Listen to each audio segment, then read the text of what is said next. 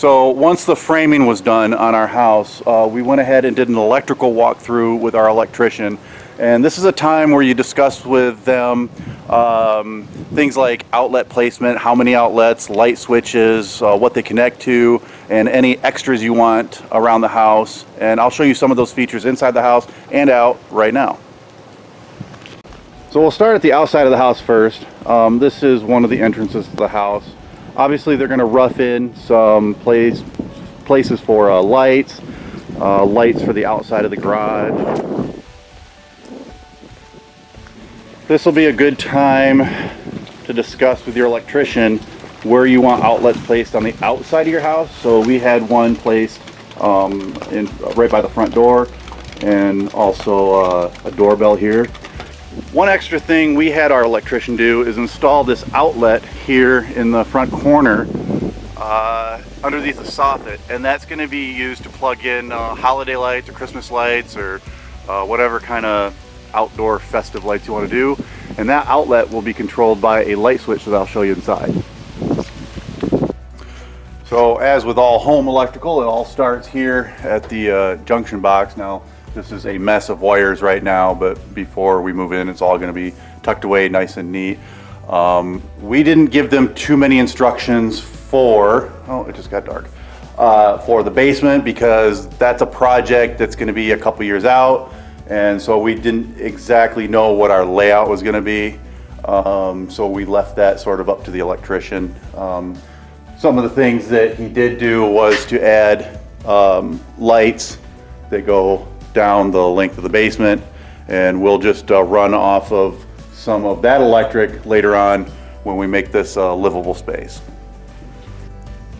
So we're just inside the main entrance here, and this is the entry closet, and right here is a light switch outlet, and that's going to be for that soffit light that I showed you outside.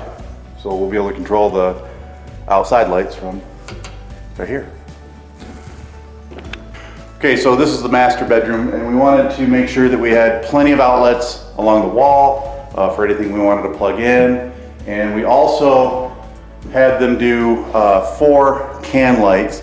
And in the center, we weren't sure if we're gonna do a fan or just a regular light. So our electrician gave us the idea of putting in a fan that would accommodate, or a box that would accommodate the fan. But if we wanted to change our minds and just do a light, it'll work for that too.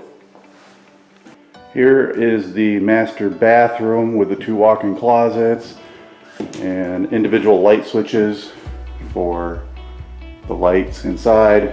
And then of course there's more switches for lighting for the fan and for the light above the toilet, and electrical outlets for the vanity.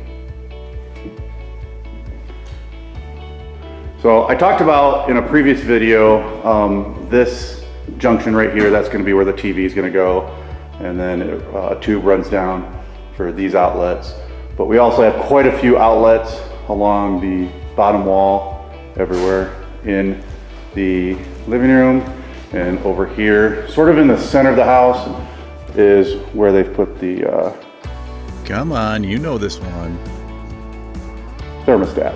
There you go.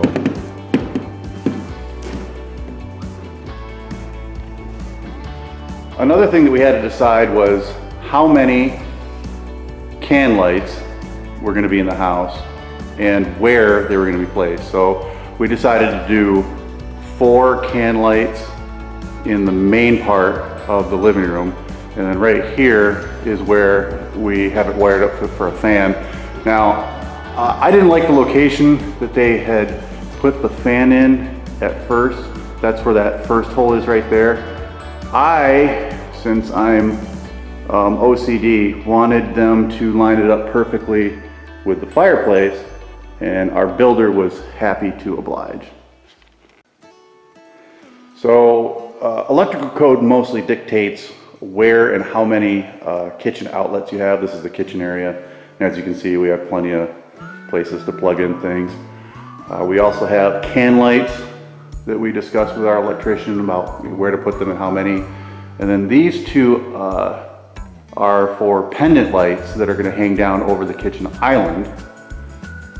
And that outlet is for the microwave slash vent. And over here in the dining room area, we also discussed the exact placement for a pendant light, which is going to go over the dining room table. That's going to go right here. Every bedroom and the main room and hallways in the house is going to have one of these junction boxes here, and that's for a hardwired smoke detector. Now here in the kids' room, we added an outlet near the wall, and that's so we can run LED lights all the way around the perimeter of the entire bedroom.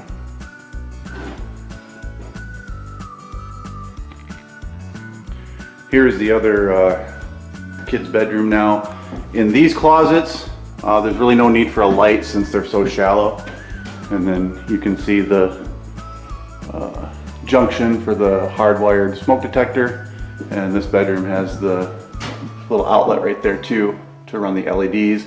And those LEDs are going to be controlled from this junction box, which is also going to be for the light switch.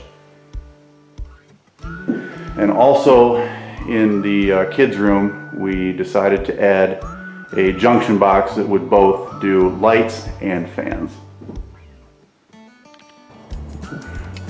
Out here on the back deck area, we had them rough out some wiring for a future floodlight, as well as a back deck light, and rough out for an electrical box so we can plug in whatever we want to plug in out here. So that's about it for the electrical walkthrough. If you're having a house built or doing a remodel and you do an electrical walkthrough with your electrician, don't be afraid to ask questions about outlet placement and where things go and how many, things like that. If you want anything special done, like our soffit area for to plug in holiday lights or Christmas lights or whatever. And if you have any ideas for other electrical things, feel free to leave a comment. And if you like the video, give it a like, which is a thumbs up, and subscribe and share and do all the other YouTube-y stuff. So until next time, if I can do it, you can do it. Bye. Yay, we have a concrete sidewalk that leads to our concrete pad in front of our garage, and also a concrete pad by our side door. Exciting.